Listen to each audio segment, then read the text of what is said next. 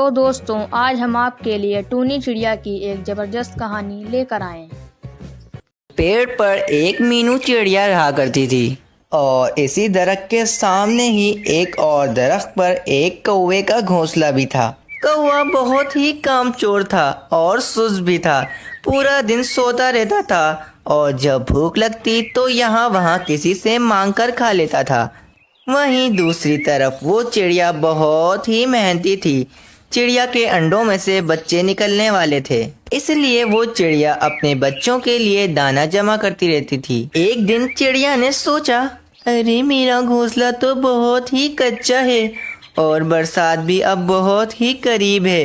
अगर बरसात से पहले मैंने अपना घोंसला पक्का नहीं किया तो मेरे अंडे खराब हो जाएंगे। चिड़िया बहुत ही मेहनत करती और आखिर 1 महीने के बाद उस चिड़िया ने अपना एक पक्का घर तैयार कर लिया था और अब इस चिड़िया को बरसात की कोई चिंता न थी। अब मैंने अपना पक्का घर तैयार कर लिया है, अब मेरे बच्चे बारिश में नहीं भीगेंगे। वहीं दूसरी तरफ इस कामचोर कौवे को कोई फिक्र न थी। वो बस अपने घोंसले में पूरा दिन आराम करता रहता था। एक दिन मीनू चिड़िया उस कौवे के पास आई और कहने लगी, कौवे भैया, अब ऐसी भी क्या सुस्ती, हर वक्त आराम करते रहते हो, कुछ तो काम किया करो। बरसात का वक्त करीब है, मैंने तो अपना घर पक्का कर लिया है, तुम भी अपना घर पक्का कर लो बरसात से पहले, वरना कहाँ रहोगे तुम। अरे चिड़िया बहन, तुमने अपना घर पक्का कर लिया तो तुम मुझे सिखा रही हो। तुम मुझे मेरा काम मत बताओ, जब बारिश होगी तो मैं देख लूंगा। तुम यहाँ से जाओ, मेरा सुकून मत खराब करो। कौवे की बात सुनकर वो चिड़िया उदास होकर अपने घर वापस चली आती है। चिड़िया की अच्छाई के लिए बोला था, कौवे भैया तो मुझ पर ही गुस्सा हो गए। दिन बीतते गए, चिड़िया के घर 4 खूबसूरत से बच्चे हुए। चिड़िया बहुत ही खुश थी। अब बस बारिश होने ही वाली है, मेरे बच्चे भी हो गए, अब मुझे कोई चिंता नहीं है। एक दिन बहुत तेज हवा चलने लगी और फिर अचानक खूब तेज बारिश होना शुरू हो गई। चिड़िया की मेहनत रंग लाई। चिड़िया के घर में एक जर्रा भर भी पानी ना आया, जबकि दूसरी तरफ कौवे का घोंसला तो पूरा पानी से ही भर गया था। कौवा भी बारिश में भीग गया और कांपने लगा। घोंसला तो पूरा पानी से भर गया है, अब मैं क्या करूं? मुझे तो बहुत सर्दी भी लग रही है, अब मैं कहाँ जाऊं? एक काम करता हूँ, चिड़िया बहन का घर पक्का है, मैं कुछ दिन वहाँ चला जाता हूँ। कौवा चिड़िया के घर की तरफ चला जाता है और चिड़िया का दरवाजा बजाने लगता है। कौन है दरवाजे पर? अरे चिड़िया बहन, मैं तुम्हारा कौवा भैया हूँ, दरवाजा खोलो, मेरा घोंसला पूरा पानी से भीग गया है और मुझे बहुत सर्दी भी लग रही है, तुम मुझे अपने घर में रख लो। चिड़िया फौरन कौवे को अपने घर में बुला लेती है। कौवे भैया, जब तक बारिश नहीं रुकती आप मेरे घर पर ही रुक सकते हो, जब बारिश रुक जाएगी तो हम दोनों मिलकर आपका घोंसला दोबारा से बना लेंगे, अभी आप आराम करो। कौवा चिड़िया का घर देखकर बहुत ही हैरान हो जाता है और कौवा सोचता है, ए वाह, ये चिड़िया बहन का घर तो बहुत अच्छा है और चिड़िया बहन भी बहुत ही अच्छी हैं। कौवा चिड़िया के बिस्तर पर सो जाता है। यूं ही 3 दिन बाद बारिश रुक जाती है। मौसम बहुत ही खूबसूरत हो जाता है। हर तरफ परिंदों की चहचहाने की आवाज आने लगती है।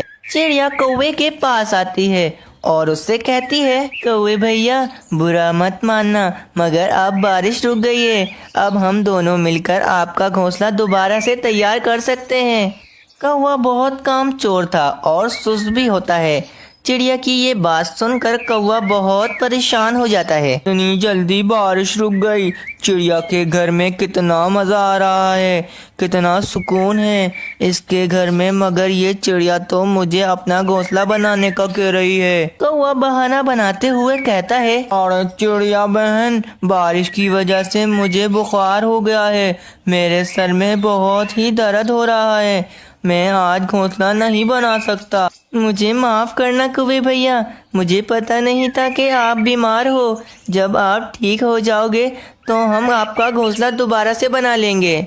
ये चिड़िया तो बहुत ही बेवकूफ है, मैंने इसे कितना आराम से पागल बना लिया है। अगले दिन चिड़िया कौवे के पास आती है और कहती है, कौवे भैया, मैं जरा काम से बाहर जा रही हूँ, कुछ देर लगेगी, आप मेरे बच्चों का ध्यान रखना।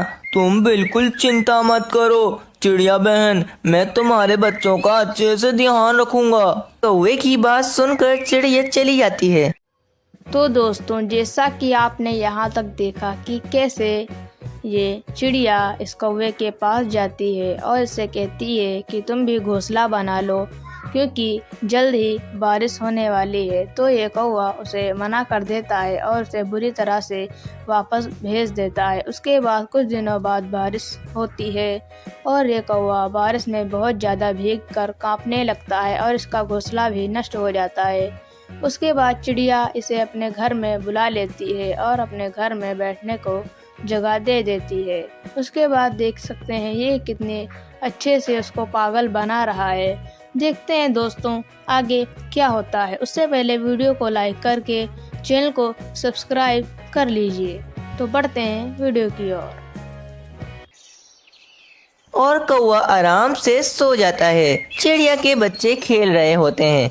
बच्चों के खेलने की आवाज की वजह से कौवे का सुकून खराब हो रहा होता है और कौवा गुस्से में आ जाता है।